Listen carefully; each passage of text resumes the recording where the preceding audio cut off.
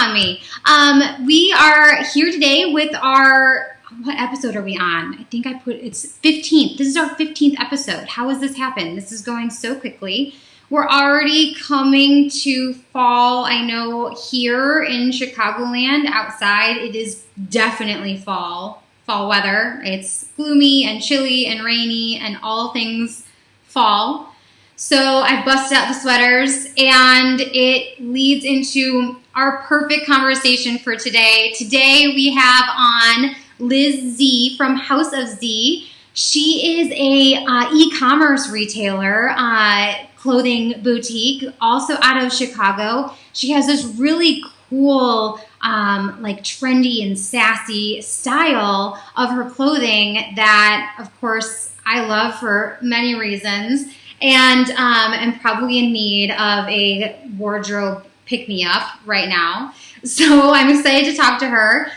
Next week, we have Bob Nagan from Whizbang on next week. And if you don't know what Whizbang is, you need to get on the computer and type in Whizbang retailers right now and check it out so that you are ready for our conversation next week. Because I don't care what you are selling in the retail space, that is a program that you guys should check out. It's awesome. And we highly recommend it to anyone. But right now, we're going to go ahead and kick off our conversation and talk to Liz. Give me 1 second. There she is. Hello there. Hi, Camille. Thank you so much for joining us today. I'm so excited to chat with you. Of course. Here. So you are a clothing, an e-commerce clothing boutique based out of Chicago, and you're based out of right downtown, right?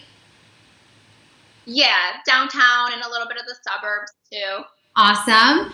And I want to start off with giving the background of your story. How did you start the shop? Why did you start your shop?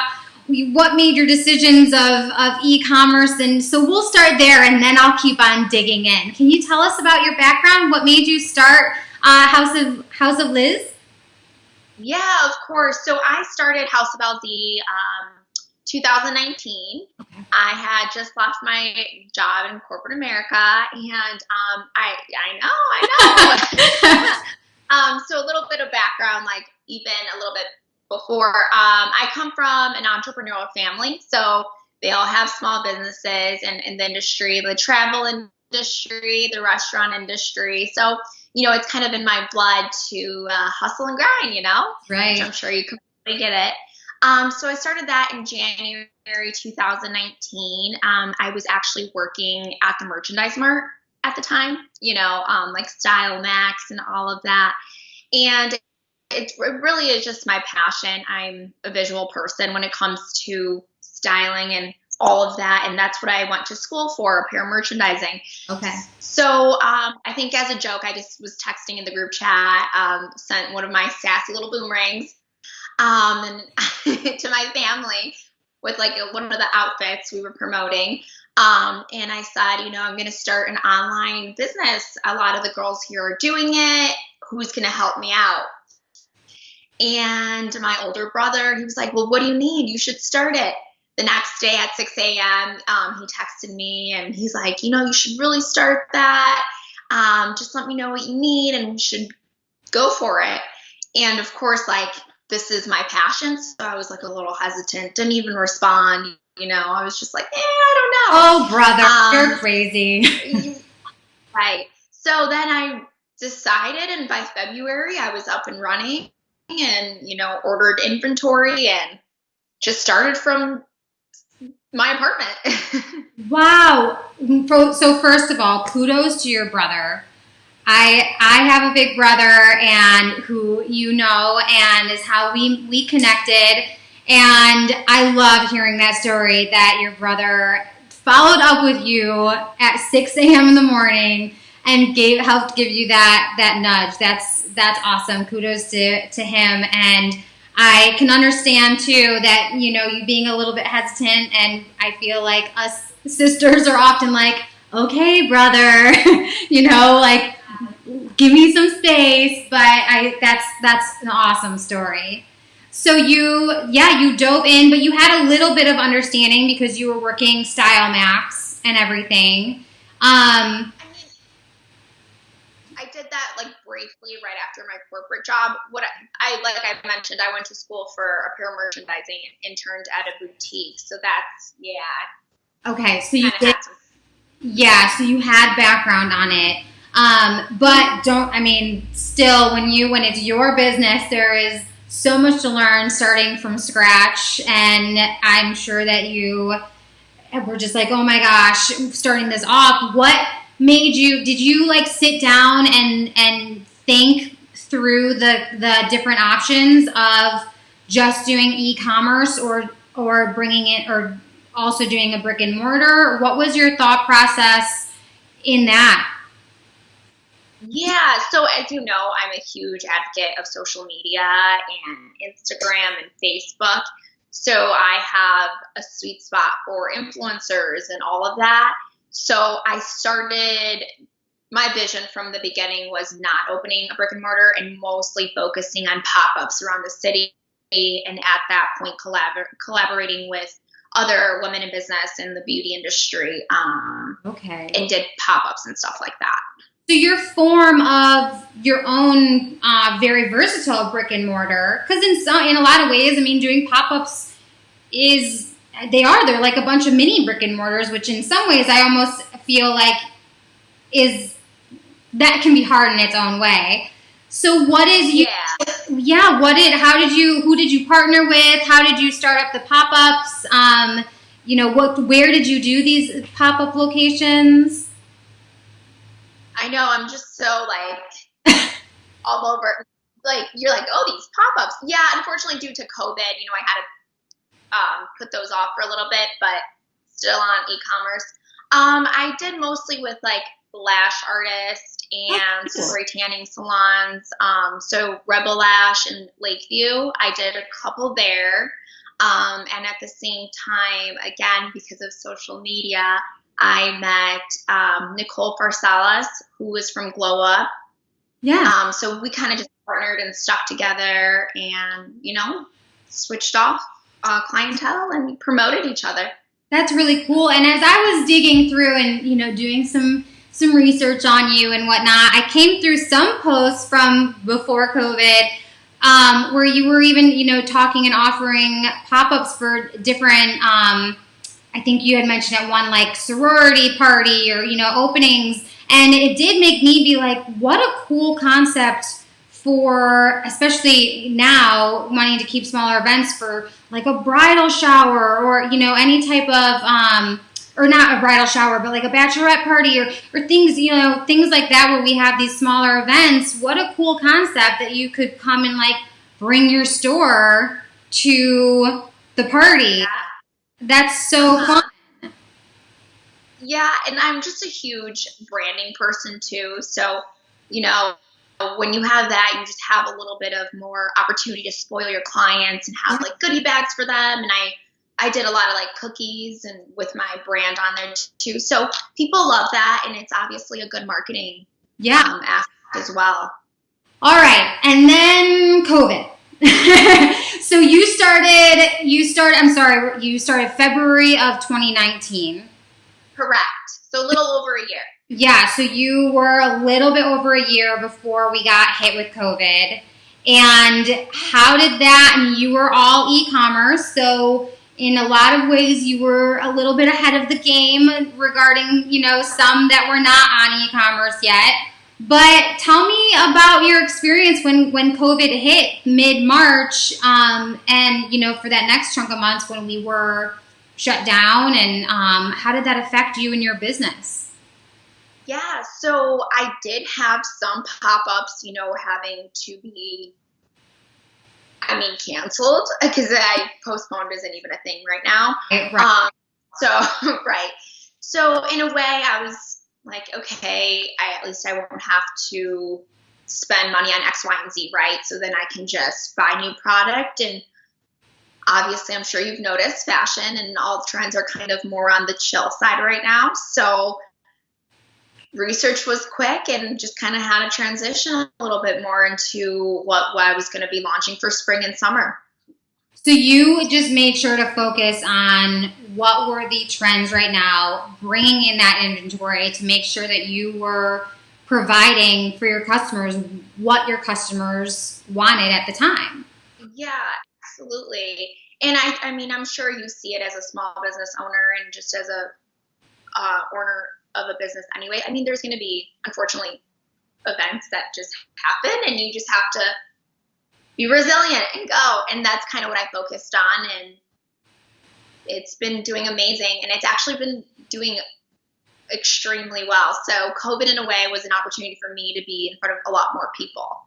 Oh, that's awesome. I love hearing the positive, stories. I know that COVID has impacted people in a lot of different ways, both in business and in personal, but we have also seen a lot of positive impact, from it.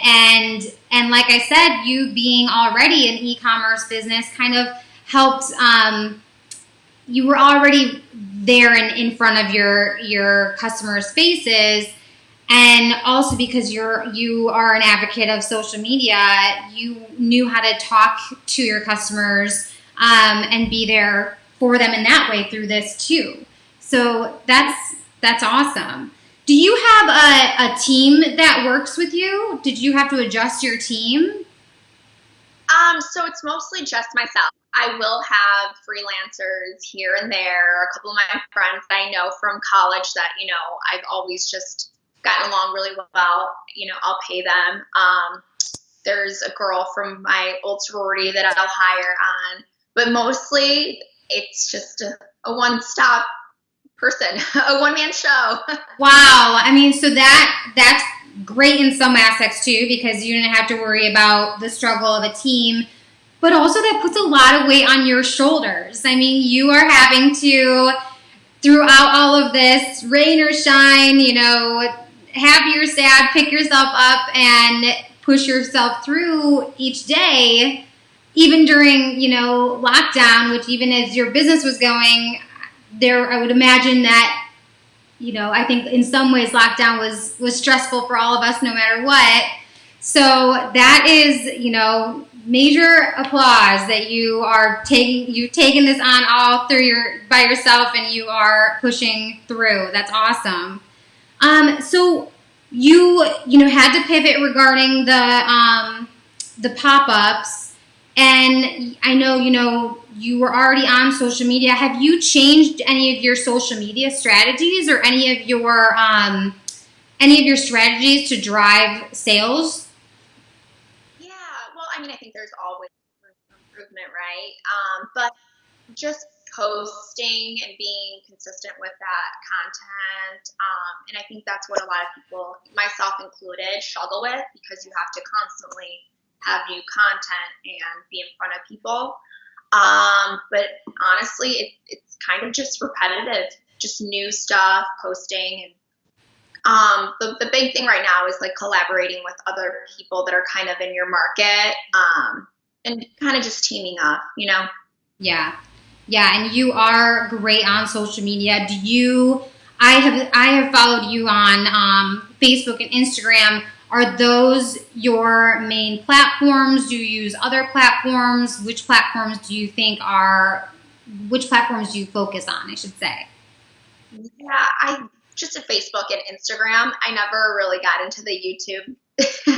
It's still working on it, I think the pictures is like my thing. And it's so funny, because of COVID, I kind of had to stay away from the photographers, not like stay away from them, but like just not able to schedule them. So I was like teaching my mom the photo stuff, which is really funny. But yeah, no, I mostly just focus on Facebook and Instagram.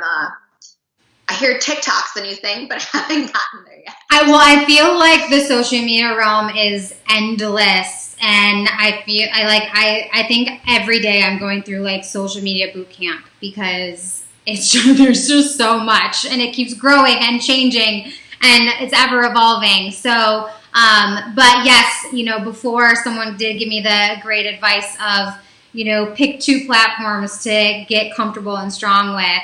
and then later on down the road you can figure out more. But I do, especially for your industry in the fashion, Instagram is like a hot spot, and you are killing it on Instagram. So, and I just overall, I mean, I lived downtown Chicago for several years, but I think I mentioned to you that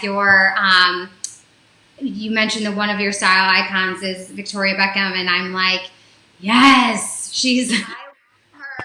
I love her so much. She's just so chic, and I mean, if you know anything about Victoria Beckham, she just looks like such a badass, No. But just now, she's just like she's a sweet thing.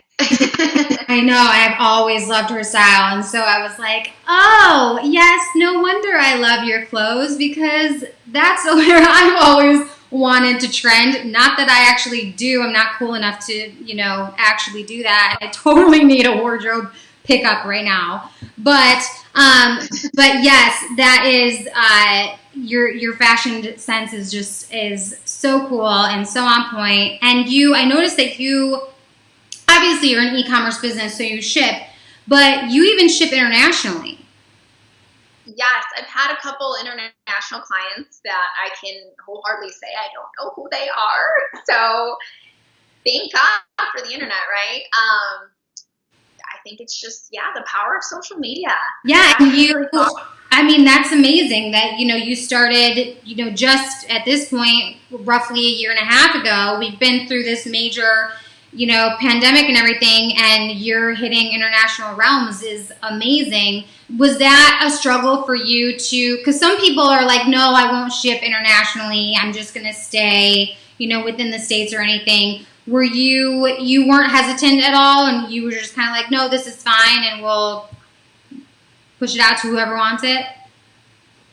Yeah, again, I think technology has gotten so far that Shopify, again, I use Shopify, so they kind of just guide you, and there's like data on there that helps you too, and the shipping's done through there as well. So, I mean, it's kind of it's the same thing. It really is. Yeah, well, that leads me perfectly into my conversation with Shopify. We often talk positively and recommend Shopify. We did a lot of research on our end. We have no partnership with them or anything like that. We just did a bunch of research so that we could help, inform our customers and, retailers. And through all the research that we did and our team looking at it, we were like, Shopify, just if I were to open a store today and, whether it be a brick and mortar but I would still need an e-commerce or just e-commerce, I would hands down go to Shopify. And so I do find it interesting when I, pull up my guests' websites and everything, and I right away I did see that you were with Shopify, and I mentioned that to you earlier that I would love to hear your experience, because we want to make sure that we are recommending the right resources to everyone too. And it sounds like you've had a positive experience. You've been with them from the beginning, correct? Yes, I did a little bit of research before. I mean, a little bit. But I mean, what I mean by a little bit is a lot research before starting all of this. So I think Shopify was just the way to go, and it was the easiest. And they make it really seamless. They really do. So regardless of what you're selling, I think Shopify is the way to go. And I'm a huge nerd deep down too. So they have a lot of data on there on the back end, and they just make it so easy. Yeah, data is really important, running businesses here, and it's got to be as efficient as possible. So do you, when you're doing all this, the social media and everything, do you make a point to drive people to your website to order? Is that your main mission, is to get people to go to your website? Absolutely. So Instagram's really great with that too. I think they're probably within the last, I want to say 7 months, they've gotten really good at tagging the products, and it's so easy for consumers to just click on it and order right there. I think as of now, they're switching it because of COVID, a lot of companies like Facebook and Instagram are taking a little bit of change into their back end stuff. So I think now you're able to check out from Instagram, which is apparently I'm a beta account, which I think is hilarious because I don't know what what that consists of. But yeah, you're able to tag the product and it'll take you straight to Shopify, and then they can check out from there. So yeah, and my understanding is that Shopify does make sure to regularly work with, Facebook, which is Facebook and Instagram, because it's the same overall company. And they make sure to be regularly able to integrate with them easily. So I'm sure it's ever evolving, but at least you're with, a company that is going to work, with the social media platforms that you're using, which I think is important. Yes. Yeah. So, I think that, we've hit everything that I could think of to talk about. Do you have any motivational tips or tricks that you can think of if somebody is thinking about starting any type of e-commerce business and they're kind of back in your shoes of, I have this passion,